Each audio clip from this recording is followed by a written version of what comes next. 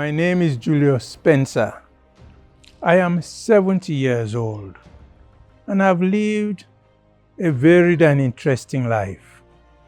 I have been a student activist, a university lecturer, a newspaper editor, a minister of government.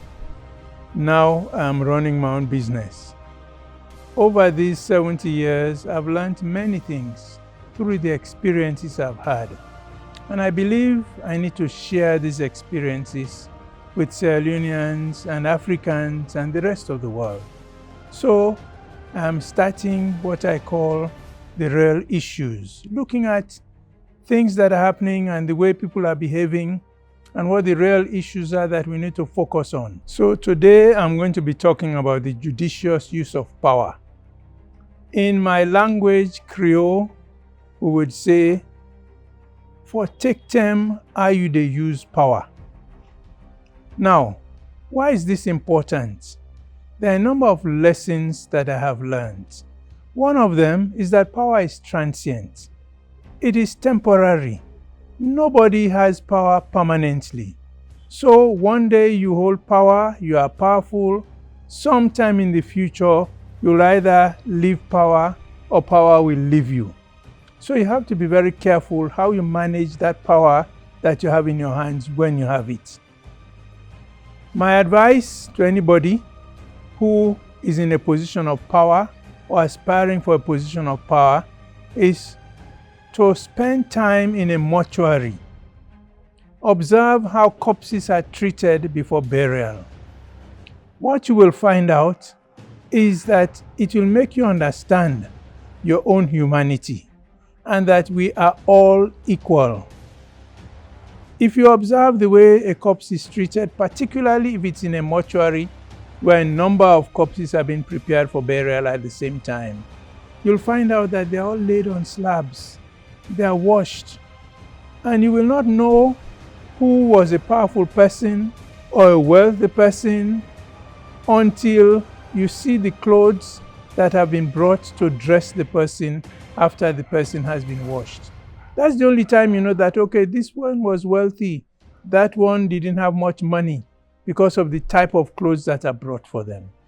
It will make you understand that you are no better than anybody else. Therefore, if you hold power, you should be careful how you use that power, because as I said, one day power will leave you or you will leave power and you'll become an ordinary person. Now, the other thing that you need to have is a good measure of humility. You need to be humble.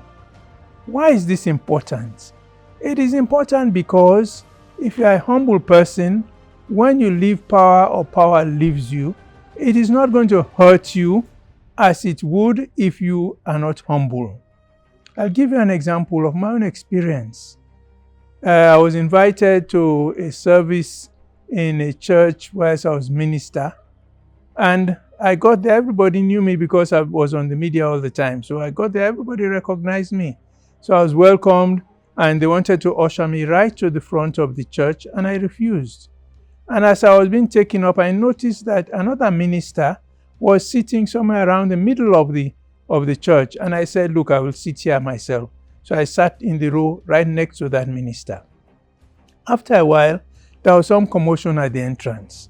Another minister had arrived, and he was not recognized because he was not somebody that people knew. And he was, don't you know who I am? Eh? Don't you know who I am? And they were apologizing and they ushered him right up front. Now, why is this important? I'll give you another experience. When I was minister and I traveled to London, for example, my name would be announced as soon as the plane lands. And I would be ushered through a door, down steps, not through the regular exit into the chute and into the airport, down steps, and a car would be there waiting. I would enter the car and I'd be driven to the VIP lounge. And I would be welcomed, serve tea or coffee and biscuits. And then after a while, they would come back and say, please sir, your luggage is ready, here's your passport, and I'll be driven to my hotel. And then I left power. I left government and I went to London. And I had to join the queue just like any ordinary person and was treated just like everybody else. Now, if I had not been a humble person, it would have hurt me tremendously. But I didn't make any fuss. I joined the queue. I didn't ask for any special favors. So, when you're in power, the other thing you need to do is to ensure that whatever you do what you believe will protect ordinary people, will serve ordinary people, because one day you will be an ordinary person yourself. And if you do not put in place those things that will protect ordinary people, whatever you do will come back to haunt you. I used to say to people that when I was minister, I could call a police officer and say, arrest that man. And they would arrest the man. They wouldn't even ask me why in those days. They would lock him up. And maybe after 2-3 days, they'll come back to me and say, please, sir, what should we do with him? Now I say, but if I perpetrated that system, then when I leave government, somebody else will be able to call maybe even that same police officer and say, arrest Julius Spencer. And they would arrest me and lock me up as well. So what I did whilst I was in government was to ensure that whatever I was doing was not what I thought would serve me best whilst I was in government, but what I believe would serve me just like anybody else when I'm no longer in government. And that, I believe, is what everybody, particularly in political office, should be striving to do. Don't think that you are going to be there permanently, because it is never permanent. The president could fire you. You could, for some reason, have to leave. Or the president may lose power. The president appointed you, and you lose power as well. So if you have not laid the groundwork for ordinary people and you become an ordinary person, you'll find out that those things that you should have done, and that's why I say these days that most politicians, they never see the light until they lose power. And that is why we find ourselves in this vicious cycle. A government comes to power, they do certain things.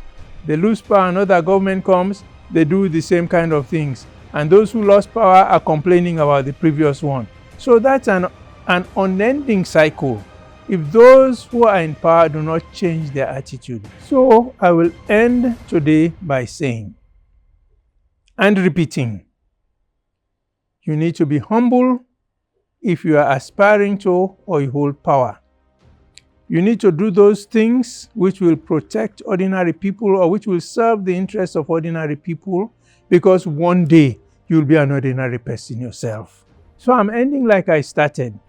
Power is transient. I repeat, power is transient. It is temporary. Nobody holds power forever. And one day you'll either lose power, leave power, or power will leave you. Till next time, this is Julius Spencer.